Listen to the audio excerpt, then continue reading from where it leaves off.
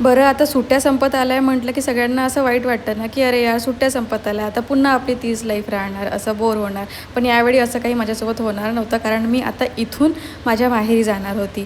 म्हणून मग त्याआधी आम्ही आधीच्या रात्री जाऊन ना छान मोमोज वगैरे खाऊन आलो, कारण इथले मोमोज आरव आणि माहीला फार आवडतात. म्हटलं मग जायच्या आधी एकदा तर ट्राय करायलाच पाहिजे, म्हणजे होऊन जाऊ दे. त्यानंतर माहीने इथे पेप्सी वगैरे, आरवने पेप्सी वगैरे घेतली. मग दुसऱ्या दिवशी सकाळी ना आमच्या बिल्डिंगमध्ये एका काकूंकडे लग्न होतं, तर त्यांच्याकडे बांगड्या भरण्याचा कार्यक्रम होता, तिथे आम्हाला बोलवलं होतं. मग तिथून मी माझ्या फ्रेंड्सला पण भेटली, कारण नेक्स्ट टाईम जेव्हाही आम्ही भेटू ना तेव्हा याच्यापैकी एक जण ते नसणार आहे, कारण तिच्या पण मिस्टरांची ट्रान्सफर होणार आहे, तर ती आम्हाला सोडून जाणार आहे.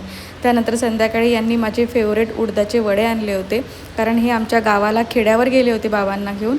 तर तिकडनं येताना मध्ये एक पूर्णानगर म्हणून लागतं, तिथे हे उडदाचे वडे मिळतात आणि ते लाल मिरचीच्या चटणीबरोबर सर्व केलं जातं आणि खूप टेस्टी लागतात.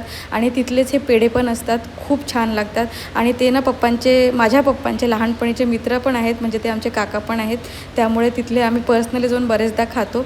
त्यानंतर घरी आल्यानंतर ना भरपूर सगळी पॅकिंग करून घेतली, कारण उद्या परत जायचं आहे. तर असा होता माझा दिवस. भेटूया नेक्स्ट व्हिडिओमध्ये. बाय.